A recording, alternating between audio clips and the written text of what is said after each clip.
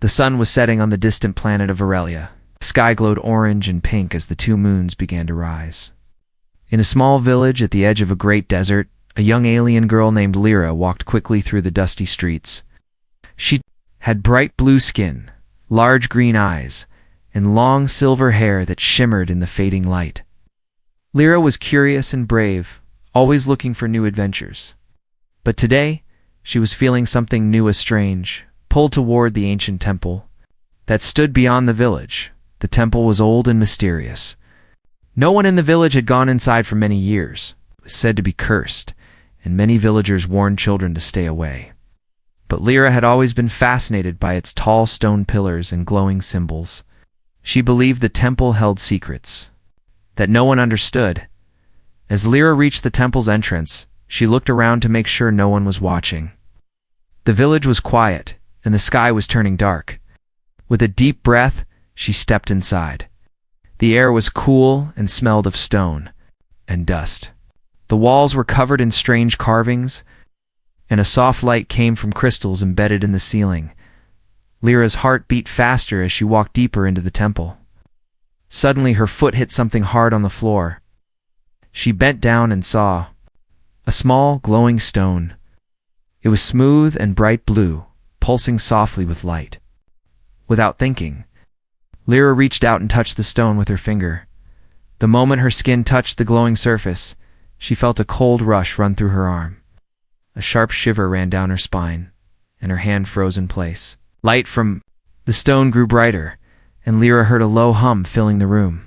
She tried to pull her hand away, but it was stuck, like the stone was holding her. Panic started to rise in her chest. She looked down at her arm. It was changing.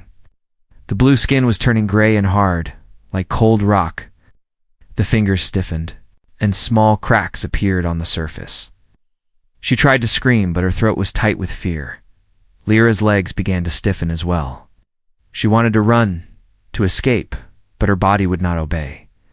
The transformation was spreading fast. Feel the life inside her slowly fading, replaced by cold stone.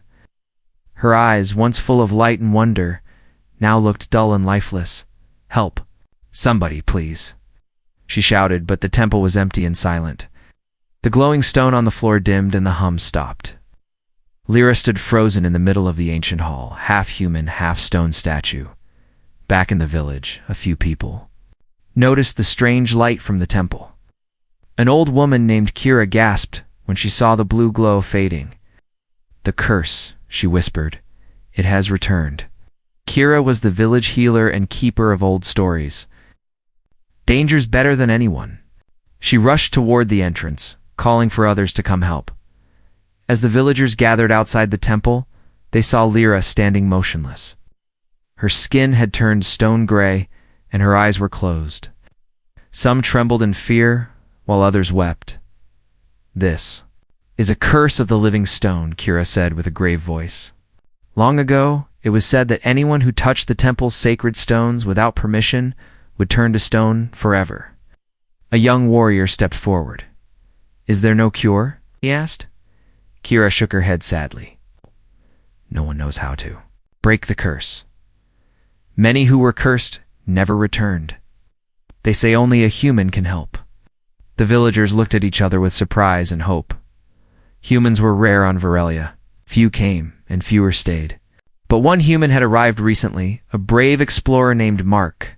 Mark had landed his ship on the other side of the village. He was tall, with brown hair and kind eyes. He knew little about the alien world, but he wanted to learn and help. Hearing the news about Lyra, Mark hurried to the temple with Kira and some villagers. When Mark saw Lyra, frozen like a statue, his heart ached. He gently touched her shoulder. "I don't know your magic or your curse," he said quietly, "but I promise, I will try to find a way to save you." Kira nodded. "You are our only hope, human. If you fail, Lyra will be lost forever." Mark felt the weight of the promise. He looked at the old temple and the glowing stones on the floor. Something inside him stirred a mix of fear and determination. Asked Kira, "Is there anything written about this curse? Any clues or stories I can use?" Kira led him to a small hut near the village. Inside, The walls were covered with old books, scrolls, and strange devices. She handed Mark a dusty book. "This is the ancient history of our people. It may help." Mark opened the book carefully. The pages were worn and written in a language he did not understand. Some pages had images of glowing crystals, strange creatures, and temples like the one Lyra had entered. One picture caught his eye, a shining blue crystal in the shape of a heart. The caption said, "Heart of the living stone, the only cure for the petrification curse." Mark's mind raced. If he could find this crystal, maybe he could save Lyra. But the book warned the crystal was hidden deep inside the crystal caves, a dangerous place no one had returned from. As night fell out, Mark sat outside, staring at the stars. Lyra was in the temple, still frozen, still fading. He thought about her bright eyes and her brave spirit. He felt a strong need to help her. This was more than just a mission. It was personal. The village was silent except for the soft wind. Journey ahead would be hard. The crystal caves were far, and many dangers waited inside. But he had no choice. The fate of Lyra, perhaps the whole village, rested on his shoulders. Mark stood up and made a silent promise to himself. "I will find the heart of the living stone. I will bring her back." With that thought, the first part of the story ends, leaving the audience eager to see if Mark can save Lyra and what dangers await in the crystal caves. The next morning, the village woke to a pale light. The sun was low, casting long shadows across the dusty ground. A strange feeling hung in the air, something urgent, something heavy. Mark sat outside his small camp near the village edge. He had barely slept. Thoughts of Lyra haunted him. He kept seeing her frozen face in the temple, her eyes closed as if trapped between life and stone. Kira approached quietly. She was older, with silver hair pulled back into a tight braid. Her eyes held wisdom and worry. "Mark," she said softly, "the villagers are afraid. Some believe Lyra will never wake again." Mark shook his head. "I won't let that happen. But I need more information." "What else do you know about this curse?" Kira sighed and led him to the village's gathering hall. Inside, elders sat in a circle, speaking in low voices. They stopped when Mark entered. One of the elders, a tall man named Raller, rose and said, "Human, you come from far away.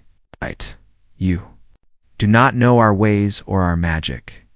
Yet you carry hope. We will tell you what we know."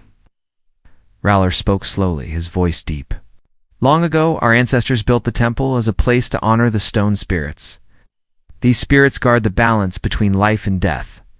They are powerful and dangerous." He pointed to the walls. "The glowing stones inside the temple are gifts from these spirits. They hold power, but that power must be respected. Anyone who touches them without permission risks the curse, the slow turning into stone." Mark listened carefully. "Has anyone ever broken the curse before?" Raller shook his head. "No one from our kind.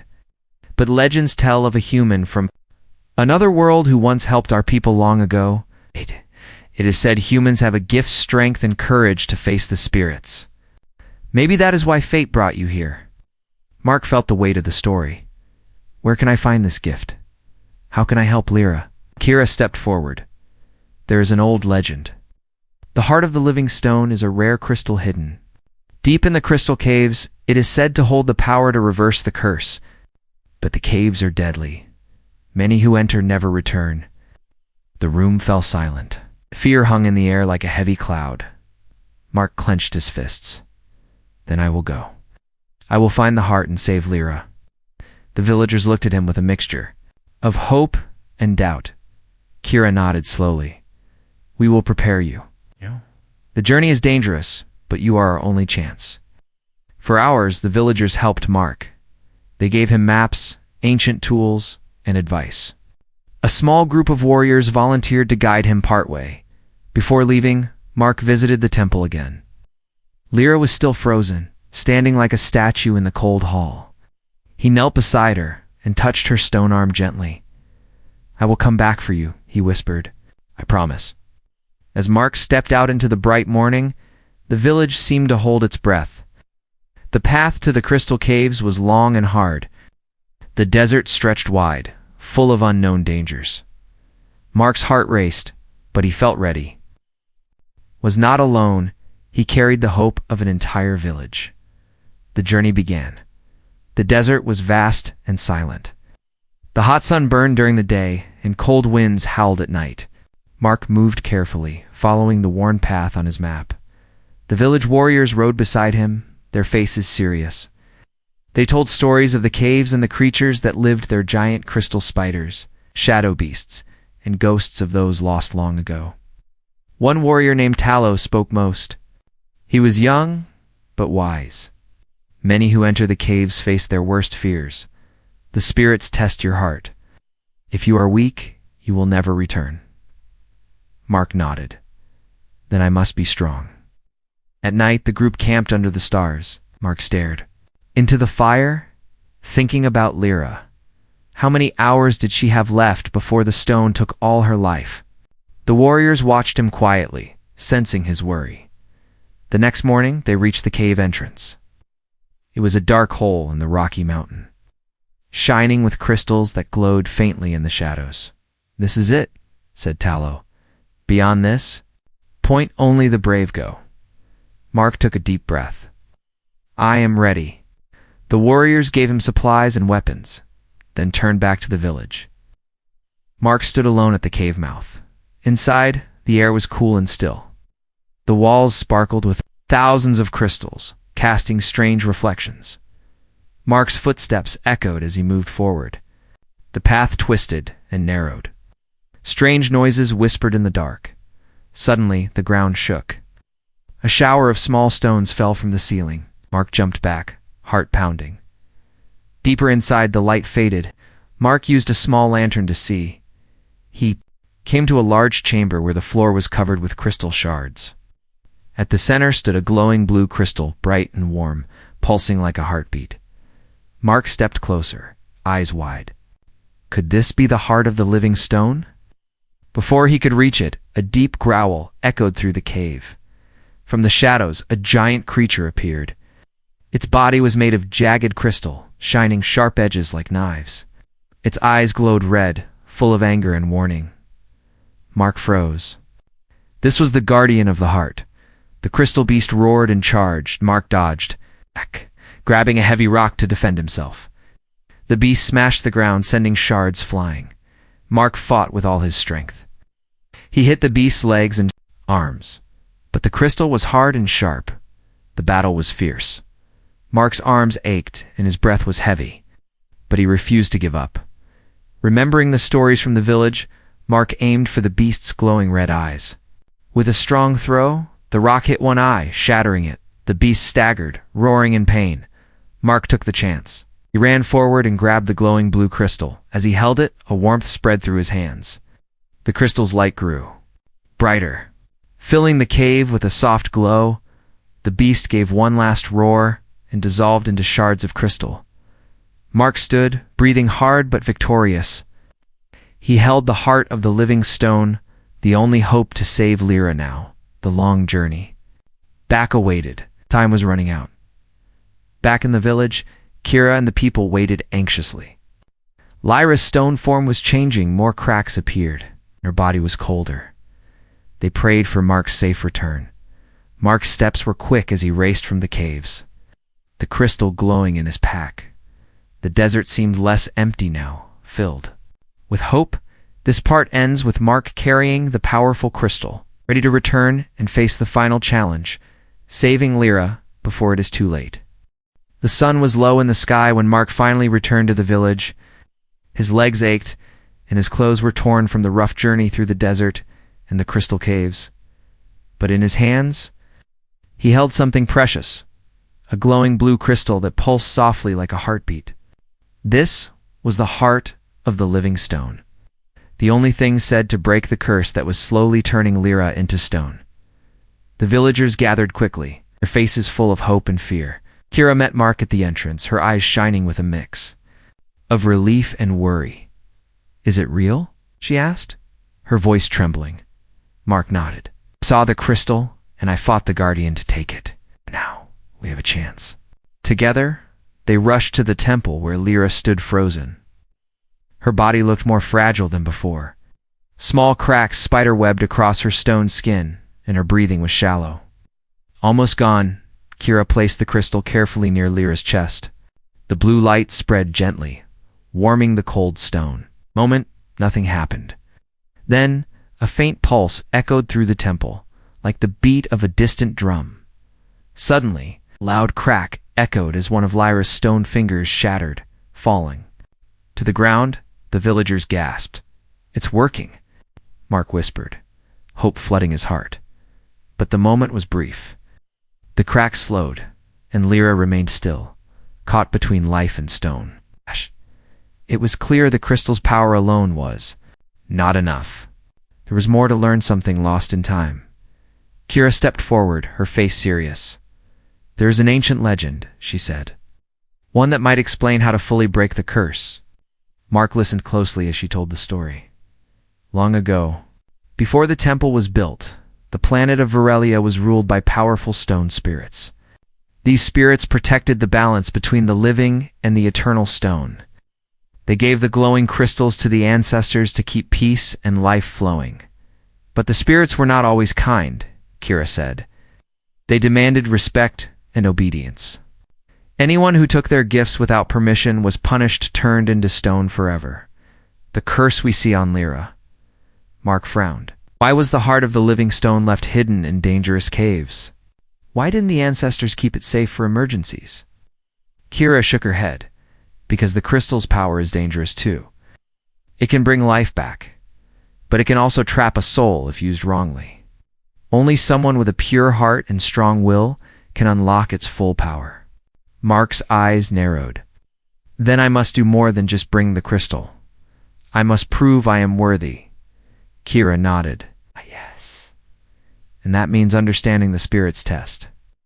She led Mark to a dusty scroll, old and fragile. Showed pictures of a ritual, the awakening of stone. The ritual was said to call the spirits and ask for their mercy, but the ritual is lost, Kira said sadly. Only the oldest stories mention it, and the words are forgotten. We must find the words, or Lyra will be lost. Mark felt the pressure. Time was running out. Lyra's stone form was breaking slowly, but her life hung by a thread. Suddenly, a young boy entered the room. His name was Yalan, a curious and clever villager. "I found something in the old ruins," he said excitedly. "There is a hidden chamber beneath the temple. Maybe we can find the ritual there." Rock and Kira exchanged looks. This was their only lead. Together with a small group, they went back to the temple. The sun was setting, casting long shadows over the stone pillars. Yalan led the way to a broken section of the temple floor. Using a heavy rock, he cleared the dirt, revealing a trapdoor covered in ancient symbols. With effort, Mark lifted the heavy door. A cold breeze rose from below, smelling of earth and secrets. They climbed down into the darkness, torches lighting the way. The hidden chamber was small and filled with strange carvings and old relics. At the far wall, an ancient tablet stood, a large stone slab covered in faded writing and drawings. Kira stepped forward and traced the symbols. "This is the ritual," she said softly. "The awakening of stone." Mark read aloud what he could, but the language was old and difficult. The words felt heavy in his mouth, like they carried power. "We must learn the words fully," Kira said. "Only then can we call the spirits and ask for their help." As they studied, the temple above seemed to tremble. The air grew thick, and a low hum filled the chamber. Mark looked up, sensing something was coming. Suddenly, a shadow appeared in the doorway. It was a tall figure dressed in dark robes, face hidden under a hood. The figure spoke in a voice both calm and cold. "You seek the ritual, but be warned, the spirits do not give their gifts freely. You must prove your heart is true." Mark stepped forward bravely. "I am here to save a life. I will do whatever it takes." The hooded figure nodded slowly. "Very well, the test begins now." The chamber shook as glowing symbols lit up on the walls. A circle of light surrounded Mark and the others. Mark felt a strange energy enter him. Images flashed before his eyes, visions. Of the past and future, of stone turning to life and life turning to stone, he saw Lyra, frozen and helpless. He saw the crystal's light fading, and he saw himself standing between hope and despair. The figure's voice echoed to unlock. The power of the heart, you must face your greatest fear.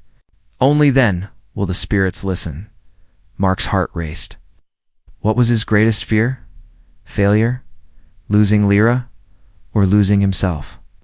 Suddenly the room darkened, and cold hands seemed to grab at his soul. Mark struggled, feeling trapped in a cold stone prison. But deep inside, he found a spark of light, his will to fight, to protect, to hope. With a shout, Mark pushed against the cold, breaking free. The light around him brightened, and the chamber returned to normal. The hooded figure smiled. You have passed the test, human. The spirits see your heart. The figure reached out and touched Mark's chest. The blue crystal glowed brighter, warm, and alive. Now go. Perform the ritual with these words. The figure handed Mark a small scroll with the ritual's full text. Mark bowed respectfully. Thank you. As the figure disappeared into shadow, Mark knew the final step was near. He returned to the temple where Lyra waited. The villagers gathered. Quiet and hopeful, Mark began to chant the ancient words, the language strange but powerful, pulsed with light in his hands.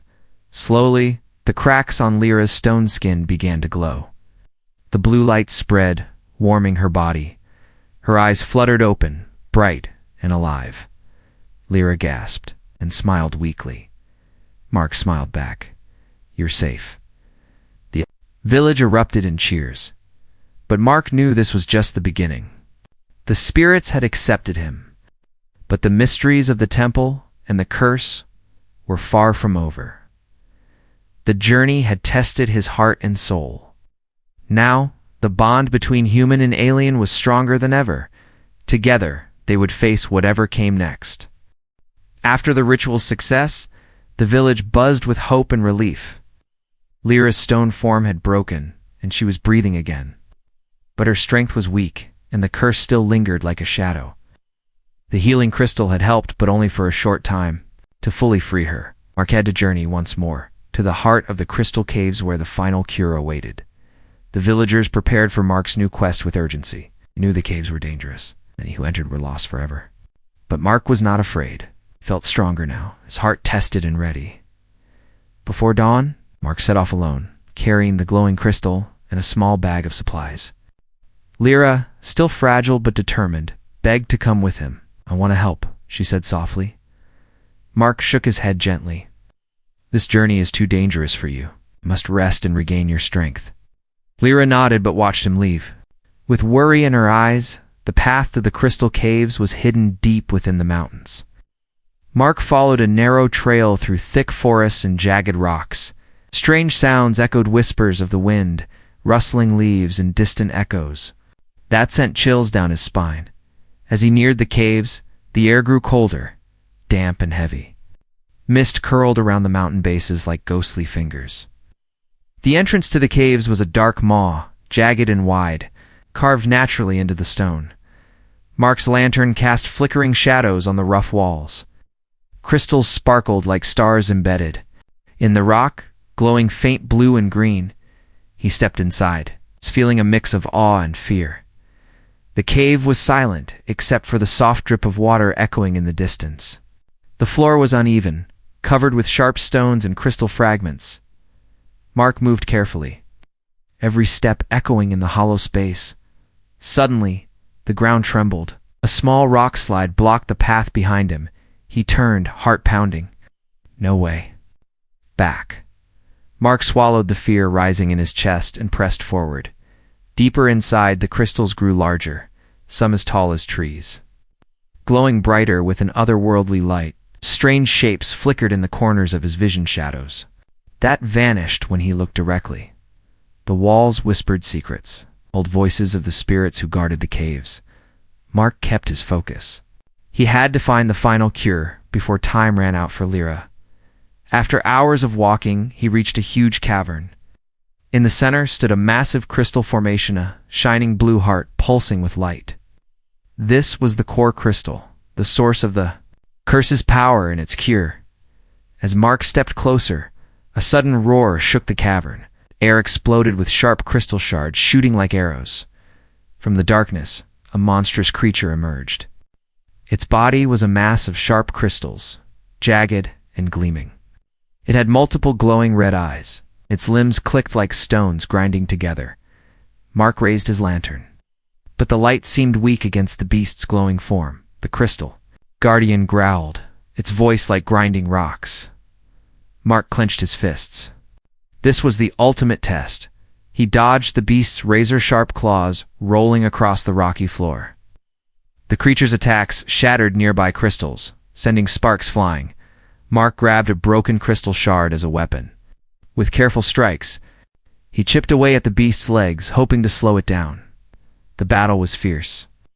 Mark's arms ached, and his breath came in short gasps. But the guardian was relentless. Suddenly, the beast lunged, trapping Mark under a heavy crystal limb.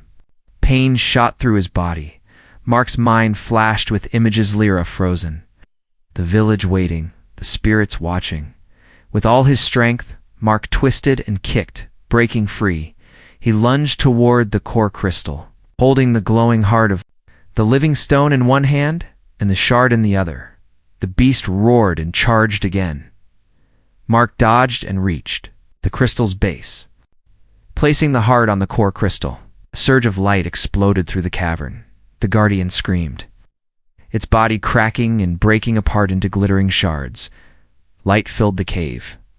Warm and healing, Mark collapsed to the ground, exhausted.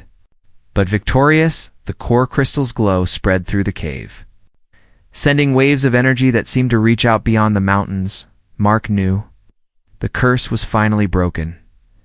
Back in the village, Lyra felt warmth spread through her body. She stood unsteadily but smiled brightly. "The curse is gone," she whispered, thanks to Mark.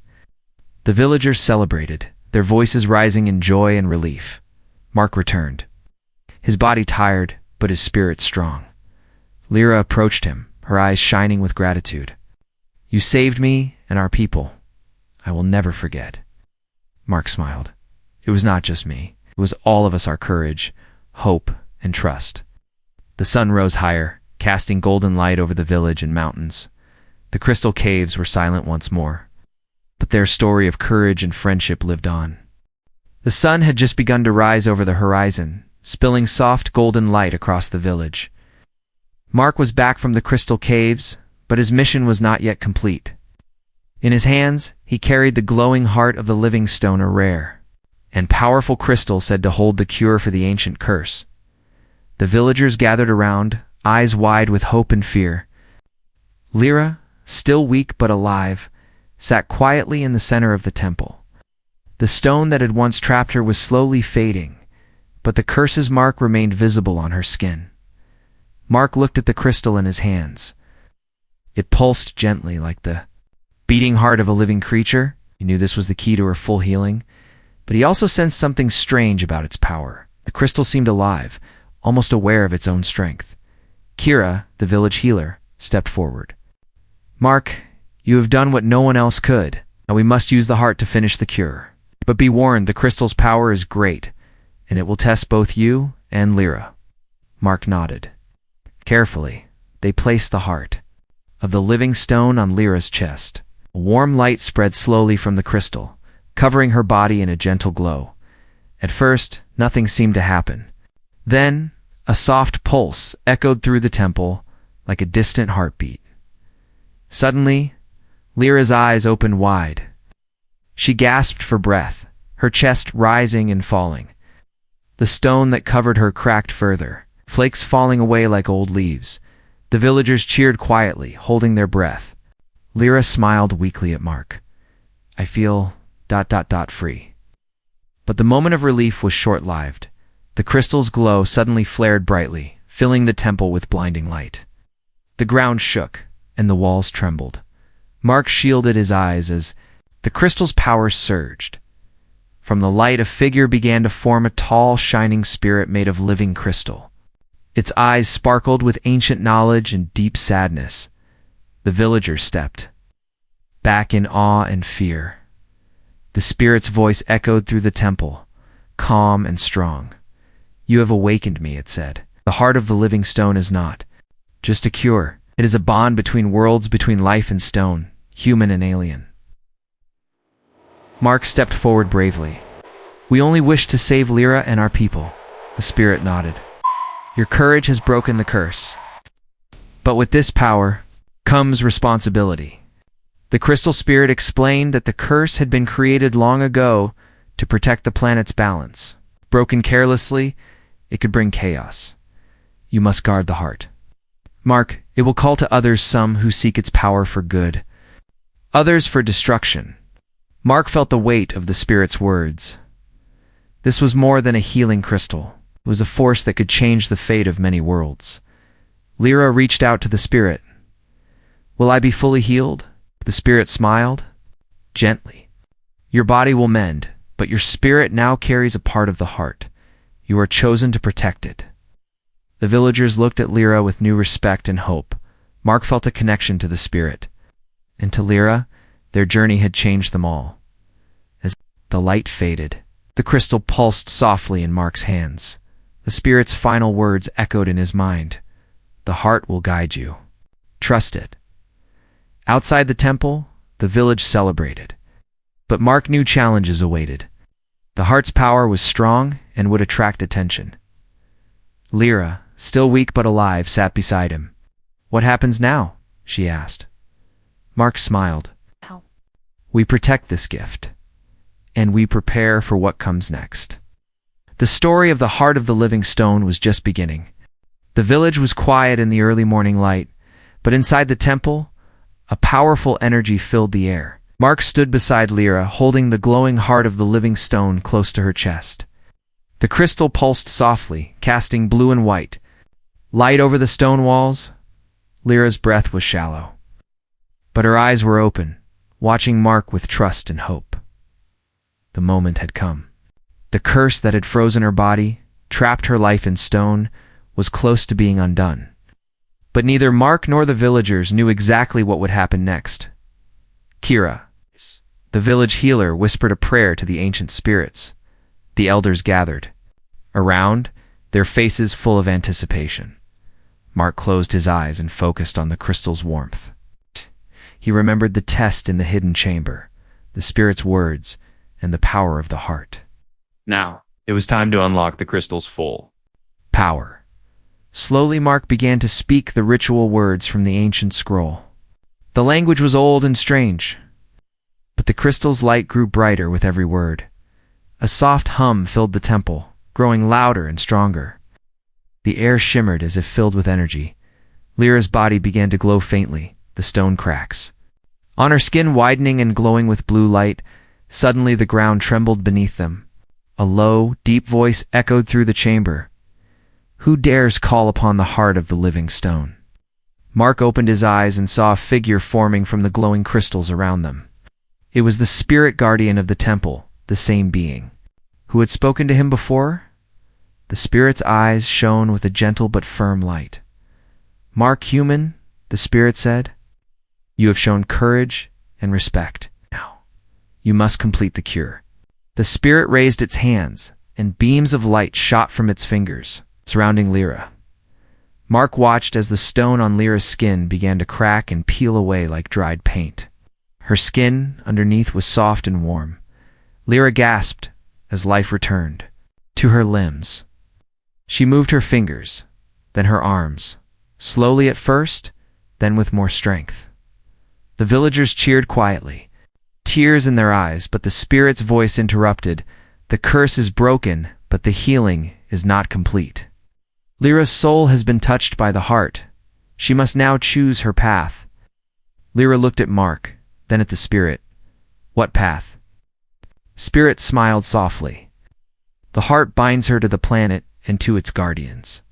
She will live longer, stronger, but she must protect the balance between life and stone." Lyra nodded slowly. "I accept." The spirit raised its hands again, and a warm light enveloped Lyra completely. She closed her eyes, feeling the power flow through her body. When the light faded, Lyra stood tall and strong. Her blue skin shone bright and healthy. The stone cracks were gone. She smiled at Mark. "Thank you for saving me." Mark smiled back. "We saved each other." The villagers gathered around, embracing Lyra and celebrating her return. But Mark's thoughts turned to the spirit's warning. The heart's power was great, and so was the responsibility. Kira approached Mark quietly. Spirit said, "Lyra must protect the balance. You must help her." Mark nodded. "We will face whatever comes next together." Outside the temple, the sun rose higher, lighting the world with hope and new beginnings. The village was alive with celebration. Bright colors decorated the streets, and the air was filled with laughter and music. The curse that had threatened their home was finally broken, and Lyra was free. But for Mark and Lyra, this was only the start of a much bigger journey. The sun rose high, casting warm light over the village. Mark stood at the temple's entrance, watching Lyra talk with the villagers. She smiled easily now, her blue skin glowing with health. But behind her bright eyes was a new strength, a wisdom that came from her bond with the heart of the living. Stone Mark felt a mix of pride and uncertainty. The crystal spirit's warning echoed in his mind. The heart was powerful, and its magic would attract others, both friends and foes. Lyra walked over to him, her steps steady and confident. "Mark, I owe you everything," she said softly. "Without you, I would still be trapped in stone." Mark shook his head. "No, we saved each other. You showed me the true meaning of courage." She smiled and touched his arm gently. "I want to show you the secrets of my world. There's so much you don't know, things the village has hidden for generations." Mark's curiosity sparked. "I want to learn." Together they walked through the village toward the great forest that surrounded their home. The villagers watched with hope, knowing the bond between human and alien was something new and powerful. As they reached the edge of the forest, Lyra stopped. "This forest holds the old magic. It is where the stone spirits still walk." Mark looked around nervously. The trees were tall and ancient, their leaves whispering secrets in the wind. Suddenly a soft glow appeared among the trees. Small lights danced like fireflies, moving in patterns that seemed almost like a message. Lyra smiled. "The spirits welcome us." Mark felt a calm wash over him. The magic of the place was real and strong.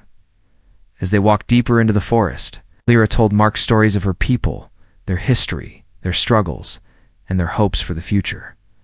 Mark listened carefully, realizing that the curse had been a test not just for Lyra, but for their entire world. "You have changed everything," Lyra said. "Humans and Varelians were once strangers. Now we are friends and protectors." Mark nodded. "And there is so much more we can do together." Suddenly, the forest grew still. Shadow moved between the trees, a figure, cloaked in dark. Robes. Mark stepped forward, hand on his weapon. The figure smiled, revealing a face marked by time and wisdom. "I am the keeper of the old ways," the stranger said. "I have watched your journey, Mark, and I come with a message." Mark and Lyra listened as the keeper explained that the heart of the living stone was part of a larger Pauacha network of ancient crystals scattered across the galaxy. Each held balance and life, but also danger if misused. "You must protect the heart," the keeper said, "and prepare for what lies beyond your world." Mark's heart raced. "What do you mean?" The keeper's eyes glowed softly. "There are others forces that seek to claim the heart's power. You and Lyra must be ready to face them." Lyra looked at Mark, her face determined. "We will face whatever comes. Together comes together." The keeper nodded approvingly and vanished into the forest shadows. Mark and Lyra returned to the village, their minds filled with new purpose. The villagers greeted them with joy, but Mark knew their peace was fragile. That night, under the stars, Mark and Lyra stood side by side, looking at the glowing heart of the living stone resting between them. "We saved the village," Mark said softly. Lyra smiled. "Yes, but our story is just beginning." They looked at the stars, dreaming of new adventures, new challenges, and a future where humans and aliens walked as allies. The crystal's soft light pulsed gently, a heartbeat that would guide them through the unknown.